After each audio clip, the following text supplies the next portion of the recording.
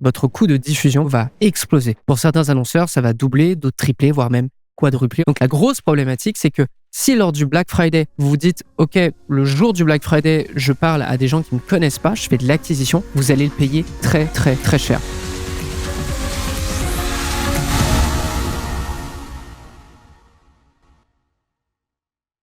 Bonjour à tous et bienvenue sur Social Scaling, le podcast 100% Facebook Ads, le podcast qui vous permet de dépasser la barrière des 1 000 € ou 1 000 $ de budget quotidien par jour sur Facebook Ads. Il vous est proposé par l'agence J7 Media. Mon nom est Antoine Dalmas et comme je vous l'expliquais en introduction, aujourd'hui, on va parler de ce que je pense être la période la plus importante en termes de Facebook Ads, en termes de e-commerce, en termes de vente, parce que c'est réellement une période qui peut vous faire passer d'une petite entreprise à une très grosse entreprise ou même qui peut vous apporter un avantage énorme par rapport à l'année suivante si vous y prenez bien. Je parle évidemment de Q4, alias le dernier trimestre, le 4e trimestre de l'année.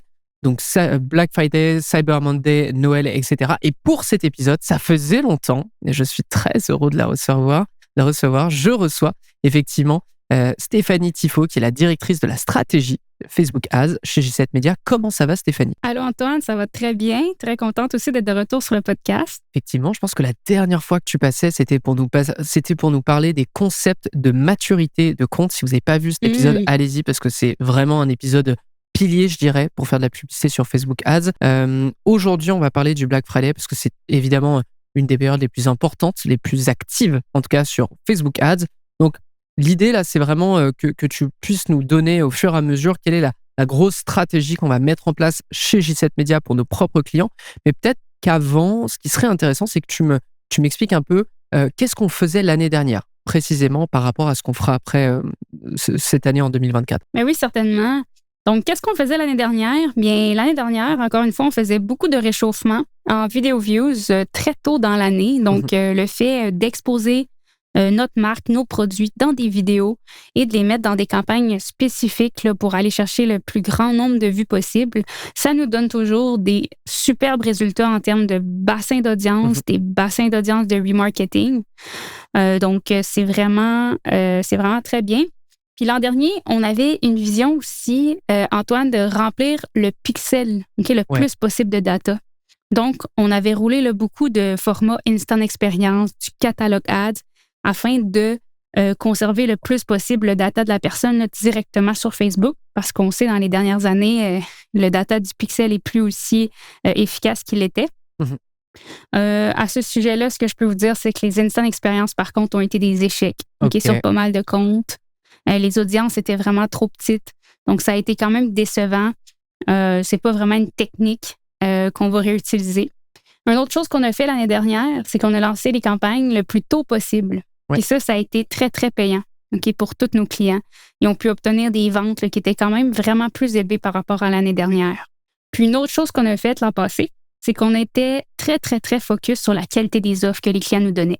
Je me rappelle avoir révisé des centaines d'offres puis avoir eu des meetings clients là, pour les retravailler parce qu'ils n'étaient pas à la hauteur. Puis ça aussi, là, quand on le regarde là, en rétrospective, ça a été très payant. Puis ça a permis d'éviter des gros échecs de Q4. OK. Là aussi, peut-être, ça peut être intéressant de vous en parler parce qu'on parle effectivement du Black Friday à chaque fois parce que chaque année, c'est la même chose. Mais le Black Friday, il faut comprendre qu'il y a une réalité, c'est que votre coût publicitaire, votre coût de diffusion plutôt va exploser. Pour certains annonceurs, ça va doubler, d'autres tripler, voire même quadrupler, on en a déjà vu.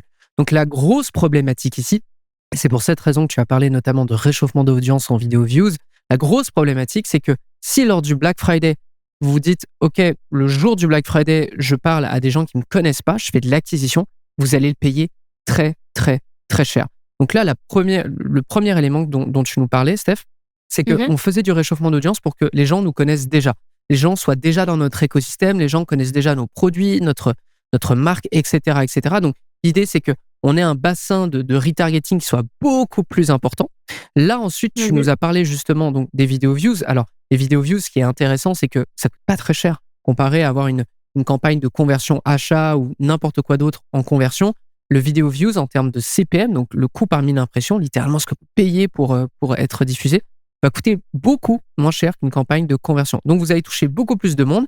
vous allez convertir beaucoup plus de monde, entre guillemets, dans votre écosystème, pas nécessairement en faisant des achats, mais au moins, vous aurez un bassin beaucoup plus volumineux très vite et pour moins cher. Donc ça, c'est le point important. Tu as mentionné un deuxième point. Les Instant Experience, c'est un format publicitaire chez Meta qui te permet d'ouvrir, entre guillemets, un site de manière un peu native sur Facebook ou sur Instagram. Donc l'idée est d'afficher un espèce de tunnel de vente, une espèce de page de vente directement sur ces deux plateformes sans même les quitter. Donc là, il y avait un côté très cool, hein. On s'en souvient surtout pendant l'iOS 14, où on avait du mal à traquer ce qui se passait en dehors de Facebook. Instant Experience avait super bien marché. Donc là, tu m'expliques qu'on avait réessayé ça cette année pour mieux qualifier le monde encore et que finalement, ça n'a pas fonctionné parce que les audiences étaient trop petites au final, après diffusion. Oui, exactement. C'est ça qu'on a testé l'année passée. Donc, cette année, on ne refera pas cette stratégie-là. OK. Et dernier point, et ça, c'est vraiment le truc qu'on observait d'année en année, mais puisque on avait cette problématique de le Black Friday coûte excessivement cher, eh bien, au lieu de lancer toutes nos offres le jour du Black Friday, on les lance beaucoup plus tôt. Et là, pour le coup, c'est ce que c'est ce que tu nous expliques finalement, c'est que l'année dernière, on a tenté de lancer nos offres beaucoup plus tôt. C'est quoi à peu près plus tôt? C'est 1 à 2 semaines en avance ou même un mois complet? On peut aller jusqu'à 1 mois à l'avance, oui. OK.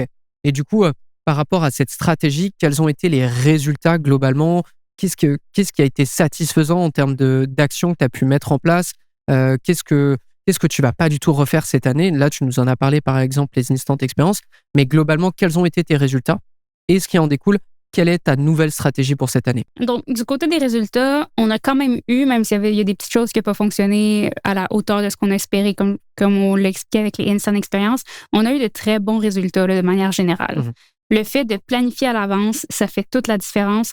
Ça nous donne la marge de manœuvre nécessaire pour tout vérifier, puis stratégiser aussi avec les clients en conséquence pour vraiment rien laisser au hasard. Puis, qu'est-ce qui va changer cette année? Bien, je dirais que cette année, graduellement, là, on commence à avoir une vision beaucoup plus large que le Black Friday lui-même. OK. On va vraiment commencer à regarder l'année dans son ensemble, puis on analyse le volume des nouveaux clients acquis. Puis c'est très, très pratique là, depuis qu'on suit le data là, de nos fondations financières, là, peut-être des termes que vous avez entendus dans les podcasts, mais ça nous permet vraiment d'ajuster tout au long de l'année. Fait qu'en ajustant tout au long de l'année, c'est comme si ça enlevait beaucoup de pression sur tes épaules parce que tu sais à peu près quelle performance tu vas générer au Black Friday juste en voyant l'évolution de tes consommateurs existants puis de tes nouveaux consommateurs. Tu vois les ratios augmenter. Donc ça, c'est super pertinent. Donc, oui, on a déjà pas mal une bonne idée de quels clients vont exploser leur Black Friday ou pas parce que ces métriques d'acquisition-là sont vraiment assez puissantes. Donc, tu as mentionné le fait qu'il y a un ratio qui est hyper important, celui des clients existants versus les nouveaux clients que tu arrives à acquérir tout au long de l'année. Est-ce que tu peux nous en parler un petit peu plus? Est-ce que tu aurais même un exemple, je dirais, à proposer aux personnes qui écoutent le podcast en partant du principe qu'on a un e-commerce assez standard, qu'on fait, je sais pas, X millions de chiffres d'affaires à l'année?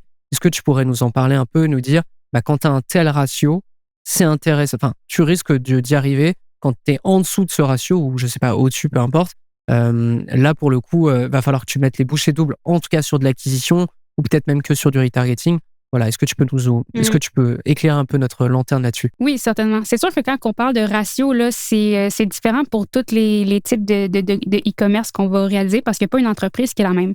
Mais par contre, ce que je peux dire aux gens de faire, c'est d'aller, s'ils sont capables, là, d'aller déterminer l'année passée, en 2023, combien qui ont acquis de nouveaux clients dans leur année, puis combien qui ont eu de clients existants dans leur année.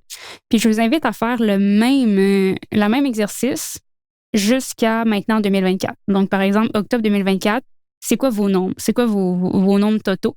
Puis en regardant ça, techniquement, là, vous devriez avoir un volume de nouveaux clients, donc d'acquisition supérieure par rapport à l'année passée, rendu à cette période-ci de l'année.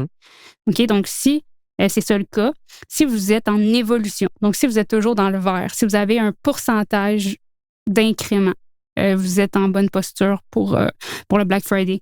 Par contre, si vous stagnez ou si vous avez acquis moins de nouveaux clients, mais là, ça se peut que vous ayez un petit peu plus de difficultés à performer dans votre Black Friday, oui. OK. Parce que comme on le rappelle, le Black Friday repose quand même en grande partie sur des clients existants. Je vous expliquais justement ce point avec le coût par 1000 impressions qui va exploser, sur lequel nous, on se repose pas mal sur du retargeting, du moins sur une partie, parce qu'après, on va vraiment parler dans l'exécution. On arrive en novembre, quelles sont les campagnes que tu lances, c'est quoi un peu ta stratégie semaine après semaine. Mais pour revenir à ce point, vous avez compris que forcément, ça marche si vous avez acquis plus de clients, si vous avez acquis plus de clients cette année que l'année précédente, parce que sinon, ça veut dire que vous parlez à encore plus de gens qui vous connaissent déjà, qui ont déjà peut-être une année d'activité avec vous, une année de consommation avec vous, donc c'est moins intéressant. Donc là, c'est quand même aussi dingue de voir que, parce que tu as notamment parlé des offres, je pense qu'on va revenir dessus, mais c'est quand même assez dingue de se dire que votre succès Facebook Ads au Black Friday ne dépend pas seulement de campagnes, ça dépend de chiffres, de chiffres qui sont en dehors de Facebook Ads, à savoir l'acquisition de nouveaux clients, votre ratio d'exercice, etc., etc. Des métriques un petit peu plus business finalement, moins Facebook Ads, plus business. Oui, 100%. Puis on en a là, quelques métriques là, si on va aller sur ce sujet-là. Des métriques pour savoir si tu es en avance ou si tu es en difficulté pour ton Black Friday. Mais comme je l'ai dit, on va regarder notre volume de nouveaux clients. On va regarder aussi notre ratio de consommateurs existants qui continuent d'acheter chez nous. Mm-hmm. Et on va aussi aller regarder d'autres métriques, comme par exemple la valeur du panier moyen. Okay. Idéalement, on essaye que cette valeur-là va augmenter à travers le temps. Parce que si vous avez une plus grosse valeur du panier moyen, mais ça équivaut à plus de revenus totaux au final. Après ça, on va regarder l'évolution aussi de la taille de nos listes mailing. On le dit, Le remarketing est excessivement important. Donc, si on est en progression, si nos métriques sont au vert ici, c'est encore positif. On va regarder l'évolution aussi de chacun des mois de l'année au niveau des revenus. Si par rapport au même mois l'année passée, on est en augmentation, mais c'est positif. Okay? Donc, on essaie d'avoir le plus de métriques possible au vert. Puis ça va nous donner une idée de comment on va performer. Puis ça, c'est à la condition, évidemment, d'avoir une offre qui est solide. Parce que si on n'a pas une bonne offre, ben là, c'est là que on va peut-être avoir des petits problèmes au Black Friday. Puis ça devient de plus en plus compétitif. C'est rendu qu'il faut essayer de lancer avant notre concurrence. Il faut avoir une offre plus agressive. Bref, il y a énormément de choses à prendre en ligne de compte. On va parler des offres. Je voudrais juste ouvrir une petite parenthèse parce que tu as mentionné aussi les listes de courriels, donc les listes d'emails en fait. Sachez que je prévois aussi de vous faire un épisode, alors soit un épisode bonus, soit un autre épisode de social scaling, dans lequel je vais amener un expert de l'emailing de chez J7 Media qui va justement nous parler de toute la stratégie emailing qu'on met en place en parallèle de Facebook Ads pour le Black Friday, parce que c'est hyper important. J'avais déjà testé un épisode 100% emailing sur social scaling, vous aviez bien apprécié, honnêtement. Donc vous pouvez le retrouver d'ailleurs dans les derniers mois, mais sachez que ça va exister. Je reviens par rapport aux offres et ensuite on passera à l'exécution de la stratégie au jour le jour ou du moins à la semaine. Les offres, tu as mentionné le fait que généralement les annonceurs avec lesquels on travaille t'arrivent avec des offres parce que c'est toi qui centralise un peu toutes ces informations. T'arrives avec des offres et toi, généralement, ce que tu fais, c'est que tu les retravailles parce que tu estimes que c'est peut-être pas assez agressif, que c'est peut-être pas assez simple à comprendre. Est-ce que tu peux nous en parler un petit peu plus? Oui, certainement, parce que quand on arrive à évaluer la qualité d'une offre, il y a quand même beaucoup de choses qu'on va analyser, mais la chose principale qu'on va regarder, c'est la valeur perçue. Bien sûr. Donc, c'est quoi la valeur perçue qu'on a sur cette offre-là? Et souvent, peut-être les clients vont nous arriver avec des offres, puis ça va être comme c'est comme l'offre qu'ils ont faite le mois passé ou cet été, ou tu sais, c'est pas spécifique un petit peu à la plus grosse période de solde de l'année. Puis c'est ça qu'on veut essayer de vraiment éviter.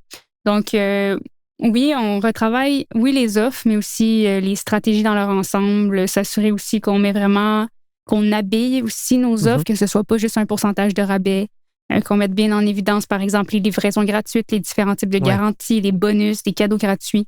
On va vraiment s'assurer que, justement, cette valeur perçue-là soit la plus haute possible afin que, justement, le client se pose le moins de questions possible puis ce soit comme, OK, ben oui, c'est ça que j'ai besoin. Ben oui. Tu mentionnes aussi la livraison gratuite. C'est vraiment un élément qui est, je trouve, sous-estimé en termes d'offres sur Facebook Ads. Oui. Il y a plein de moments avec des e-commerce qui n'ont pas nécessairement la possibilité de faire des gros rabais, donc d'être très agressifs avec ça. Le simple fait de mentionner déjà que vous avez une livraison gratuite ou que vous offrez un cadeau via si on atteint X euros de panier d'achat. Déjà, ça peut débloquer la situation. Donc, c'est pas qu'une question de rabais. C'est certain, et je pense que tu le confirmeras, que plus tu es agressif et plus tu es simple dans ton offre, plus tu as de chances que ça fonctionne, parce que c'est à peu près comme ça que tout le monde joue à cette partie. C'est qui est-ce qui dégaine le plus vite finalement son offre et qui a l'offre la plus intéressante. En partie, ça va être aussi le prix que le client final va payer. Oui, exactement.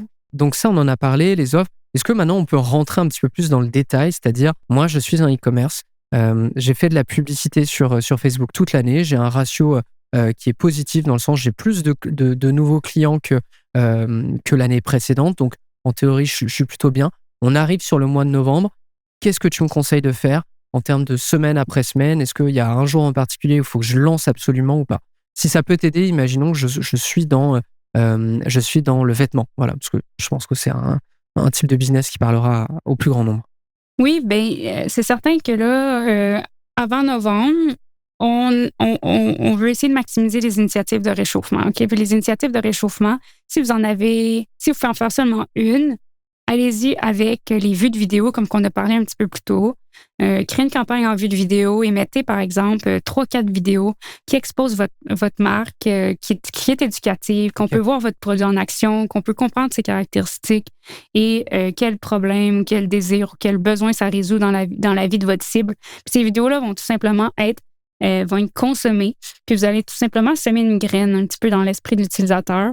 Puis on va essayer de garder cette exposition-là tout au long du mois d'octobre pour que quand on arrive en novembre, puis que là, on va arriver avec des offres, bien, ce soit pas complètement nouveau pour eux. Après ça, on arrive au mois de novembre. La première chose au niveau de votre stratégie que vous devez appliquer, selon moi, c'est le timing de lancement. Le plus tôt que vous allez être capable de lancer vos offres, peu importe votre industrie. Même là, on parlait d'un e-commerce dans le vêtement, mais peu importe votre industrie, essayez de lancer le plus tôt possible vos offres. Cette année, le Black Friday, c'est un vendredi 29 novembre. Donc, c'est quand même assez loin dans le mois. Des fois, c'est le 24. Des fois, c'est le 25. Et là, c'est vraiment loin dans le mois. Donc, on a comme un mois de novembre là, à meubler. Là.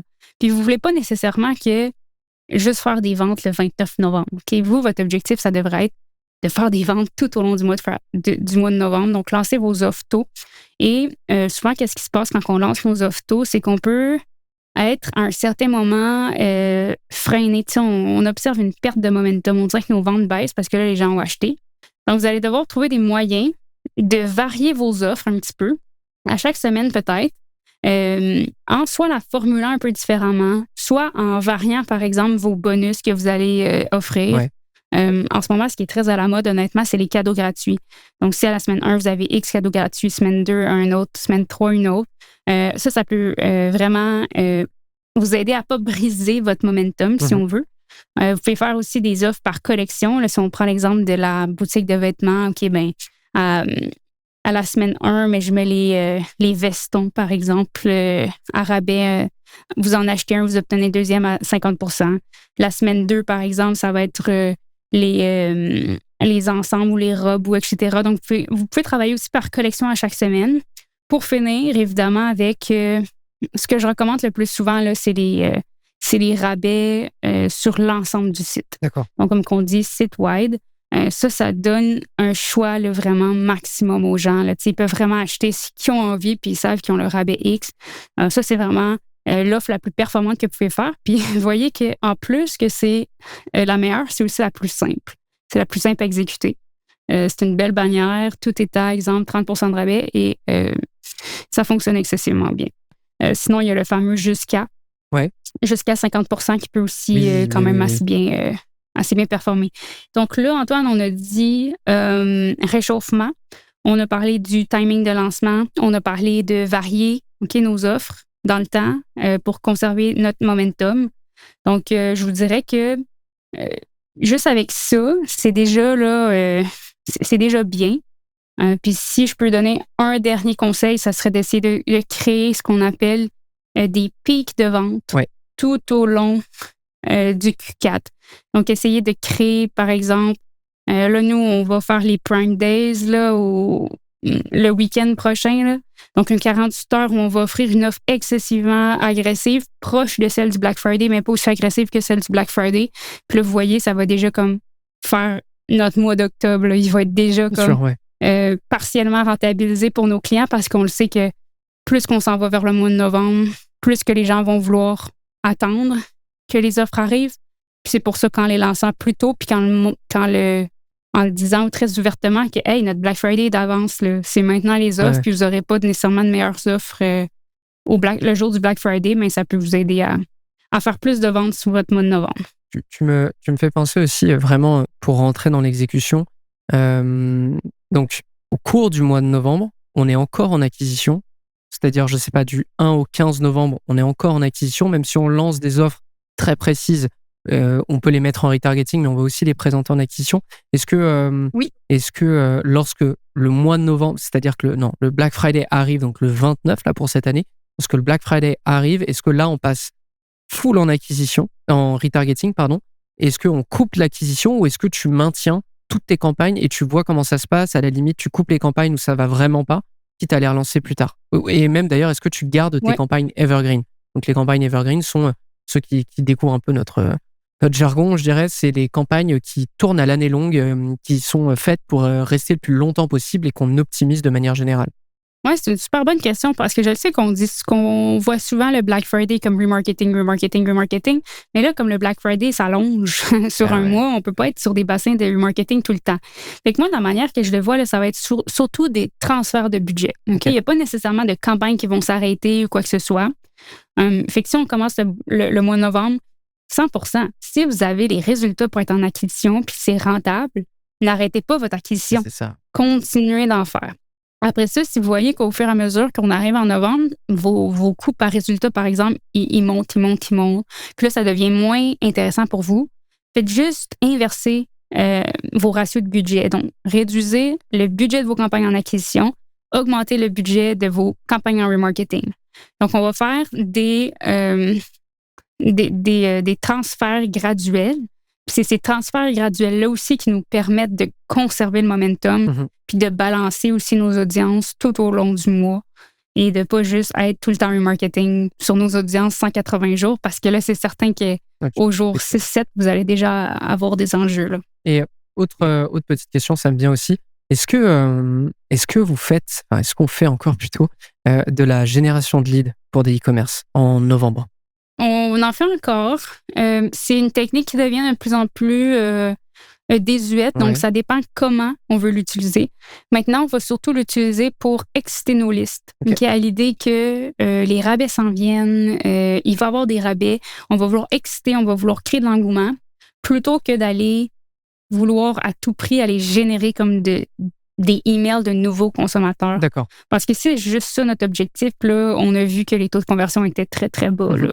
C'est ce qu'on faisait pour vous donner un peu de contexte. Historiquement, c'est ce qu'on faisait sur nos premiers Black Friday. Ça fonctionnait très bien.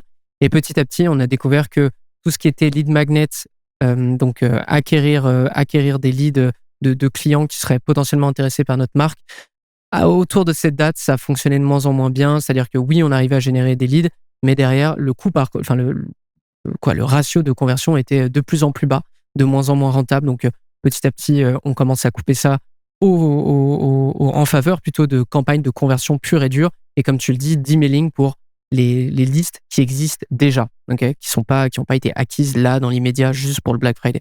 Je fais une petite synthèse. Après, tu pourras nous donner d'autres conseils si tu en as. Donc, globalement, ce que tu nous recommandes, c'est quand même, et on continue à faire ça, du réchauffement d'audience parce qu'on sait très bien que les CPM vont exploser vers la fin du mois de novembre, bien que ça va commencer à augmenter directement en novembre, vous allez le voir tout simplement parce que, comme tu l'as dit, on lance de plus en plus tôt. Donc, si vous lancez de plus en plus tôt, les autres lancent aussi de plus en plus tôt et c'est un peu ce cercle infernal qui commence. Donc, réchauffement d'audience notamment grâce à du vidéo view.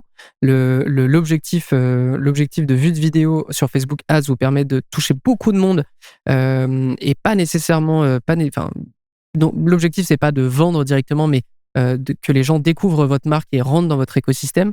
Point aussi important, je pense que c'est ça, tu me confirmeras si c'est effectivement le cas. Les vidéos que tu montres en septembre, en octobre, etc., ne parlent pas de Black Friday, c'est vraiment du corporate, c'est ça? Oui, Ok. c'est ça. C'est de l'éducation, peu importe. Oui, Ça, on tu parle dis pas du pas Black genre Friday. dans un mois il y a le Black Friday, regardez, venez voir, etc. Non. Ok. Donc ça c'était le point 1. Le point 2, augmenter la valeur perçue de votre offre. Donc ça peut jouer avec le copywriting, ça peut jouer avec tous les petits éléments que vous allez ajouter pour votre offre. Pas seulement dire ouais c'est moins 50% sur toute la boutique. Ça peut être moins 50% plus ça, plus ça, plus ça. Sachez que ça aussi ça existe, etc., etc. Bref, augmenter la valeur perçue.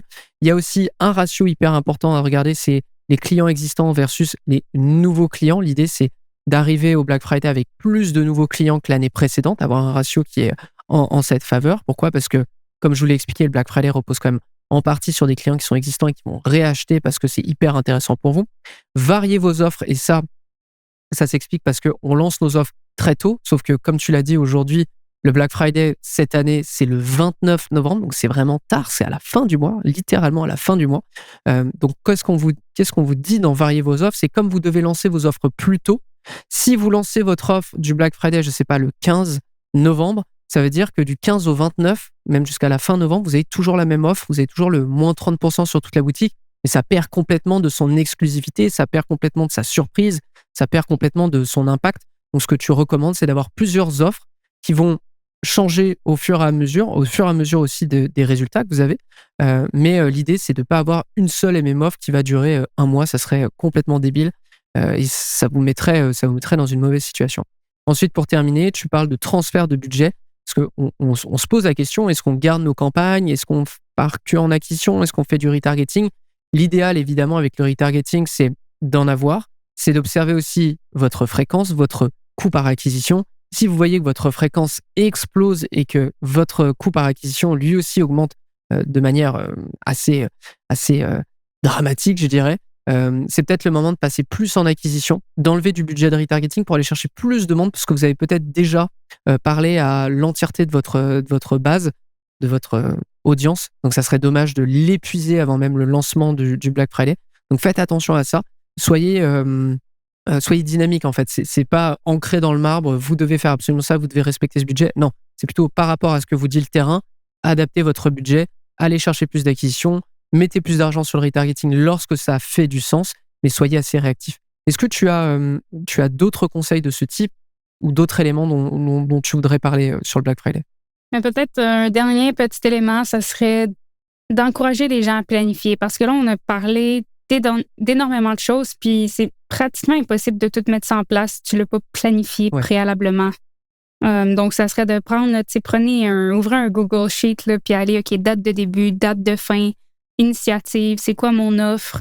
Bref, essayez de planifier le plus possible ce que vous voulez faire. Clairement. D'ailleurs, je pense qu'on peut en parler là. Si jamais ça vous intéresse, parce que nous, on gère du coup des comptes publicitaires sur Facebook Ads qui dépensent à peu près 1 000 € ou 1 000 $ de budget par jour. On a des templates, on a tout un process à ce sujet dont on parle dans la J7 Academy. Pour ceux qui ne connaissent pas, la J7 Academy, c'est un écosystème pour média buyers qui souhaitent devenir meilleurs et le rester sur Facebook Ads. Et parmi tout ce qu'on propose dans cet écosystème, on a aussi des cours, et notamment le cours complet du Black Friday de Q4. Et du coup, on explique absolument tout ce qu'on va faire. On explique les dates, on donne des templates à remplir, des templates pour préparer ses offres, etc., etc. Donc, si vous avez envie de rentrer dans la J7 Academy, tardez pas trop pour que ce cours vous serve immédiatement et pas l'année prochaine. Donc, si ça vous intéresse, j7academy.com ou dans les notes de l'émission. Stéphanie, merci beaucoup d'avoir été avec nous, de nous avoir partagé tout ça. C'est vrai que c'est une période hyper importante pour tout le monde, ou du moins une grosse partie des annonceurs sur Facebook Ads. Un dernier conseil à nous donner ou est-ce qu'on est bon? Je pense qu'on est bon. Je pense qu'il reste juste à souhaiter une bonne planification puis un bon Q4 à tout le monde. Exactement. Bah écoutez, merci à tous. Et merci déjà à toi, Stéphanie, d'avoir pris le temps et de nous avoir donné autant de conseils. Quant aux autres, je vous rappelle, la J7 Academy peut vous aider aujourd'hui comme demain, comme toute l'année 2025, etc., etc. Il suffit de remplir un petit formulaire. On va vous montrer à quoi ça ressemble et je pense que ça vous intéressera. Pour les autres, eh bien, moi, je vous donne rendez-vous au prochain épisode de Social Scaling. À très vite tout le monde. Ciao.